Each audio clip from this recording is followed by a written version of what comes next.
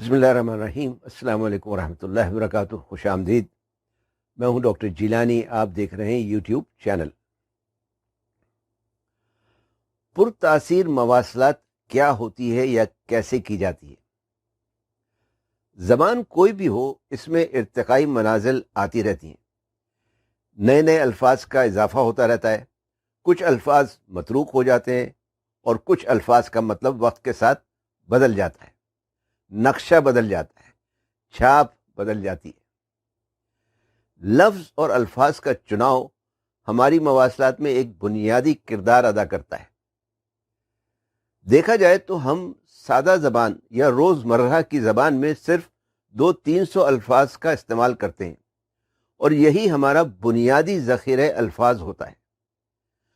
پرتاثیر مواصلات کا تعلق الفاظ یا ان کے چناؤ سے نہیں، کیونکہ عام طور پر اس پہ خرابی کا سبب روزمرہ استعمال کے الفاظ ہی بنتے ہیں۔ انہی کی وجہ سے یہ پرتاثیر یا بے تاثیر ہو جاتی ہے۔ مشکل اور دقیق الفاظ تو مواصلات میں ویسے بھی خرابی کا باعث بن سکتے ہیں۔ آئیے چند مثالیں دیکھتے ہیں۔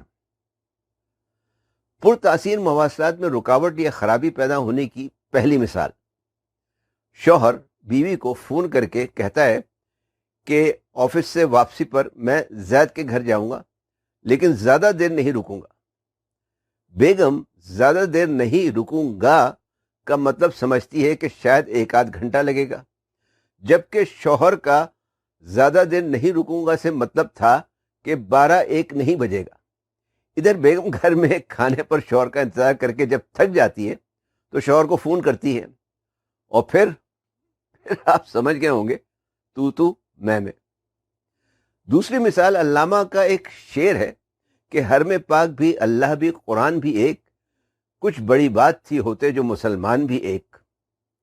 قرآن تو ایک ہی ہے، پھر یہ فرقہ واریت، یہ ایک دوسرے پر لان تان، ایک دوسرے کو کافر قرار دینے سے لے کر قتل تک کے فتوے، آخر کیوں؟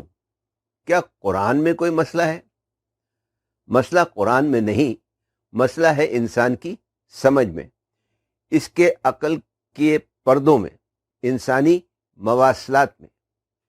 تیسری مثال یہ خاکہ ہے۔ یہاں ویڈیو کو روک کر اسے غور سے دیکھیں۔ اس خاکے کو دیکھ کر آپ کے ذہن میں کیا آتا ہے؟ اگر آپ پہلے سے جانتے ہیں تو پھر اسے کسی ایسے شخص کو دکھائیں جس نے اسے پہلے کبھی دیکھا نہ ہو، بلکہ 3-4 لوگوں کو دکھائیں یہ خاکہ اور ان سے پوچھیں۔ امید ہے کہ ہر شخص کا جواب مختلف ہوگا۔ ان سب کے جواب یا جوابات کاغذ پر لکھ کر رکھ لیں، اس خاکے پر بعد میں بات کریں گے۔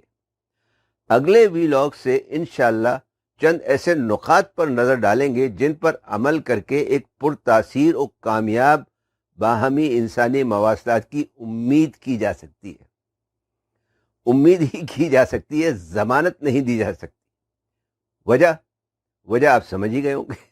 فیض صاحب کا ایک شعر ہے کہ وہ بات سارے فسانے میں جس کا ذکر نہ تھا، وہ بات ان کو بہت ناگوار گزری ہے۔ اور ایسا اکثر ہوتا ہے، بات کچھ بھی نہیں ہوتی لیکن بات کا بتنگڑ بنا دیا جاتا ہے۔ ویڈیو دیکھنے کا شکریہ۔ پسند آئی ہو تو لائک، کمنٹ، شیئر اور سبسکرائب ضرور کریں۔ دعاؤں میں یاد رکھیں۔ فی امان اللہ۔